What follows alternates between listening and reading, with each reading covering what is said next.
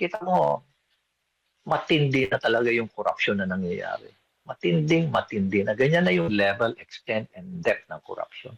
So, sir, merong pahayag din po si Baguio City Representative Mark Go na pinupolitika nyo raw itong aid distribution po matapos po ninyong ibulgar itong 7-7 scheme at itong panibago na naman na 30-30-30 na scheme po.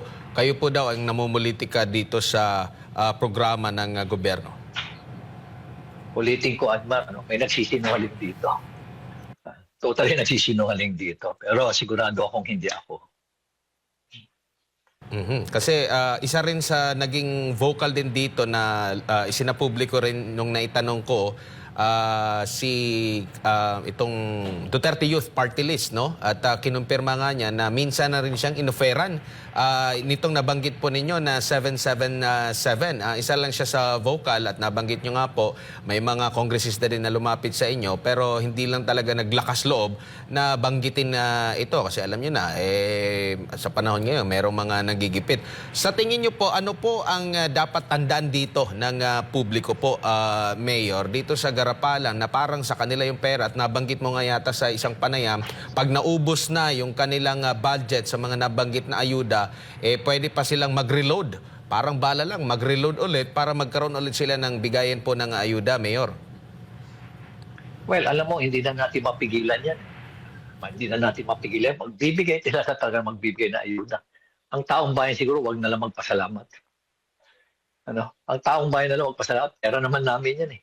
Palalabasin nyo may utang na loob kami sa inyo. Hindi. Karapatan nyo yan. Trabaho nyo yan na siguraduhin na maging maayos yung aming buhay. Ganun dapat ang pag-iisip ng taong bayan.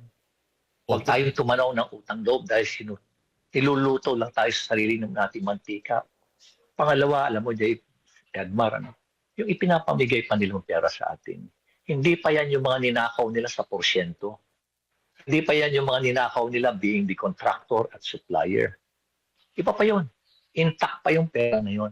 Buong-buo pa yun, pera nila na ninakaw. Hindi katulad noon, na kung ano ninakaw nila, pagdating na eleksyon, gagastusin nila. Ito, ngayon, hindi, intact yan. Ang binapamigay nila sa atin ngayon, ito yung mga ayuda pa lang, na nakuha pa lang nila, na natanggap pa lang nila, galing sa Office of the Speaker. Yan pa lang yon. So, kita mo, matindi na talaga yung korupsyon na nangyayari. Matinding matindi na. Ganyan na yung level, extent, and depth ng korupsyon. So, tatahimik na ba tayo? Pasalamat pa rin tayo sa kanila.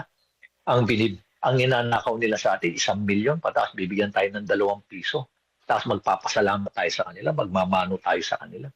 When in fact, yung pera na yan, pera ng taong bayan, yung taxpayers' money.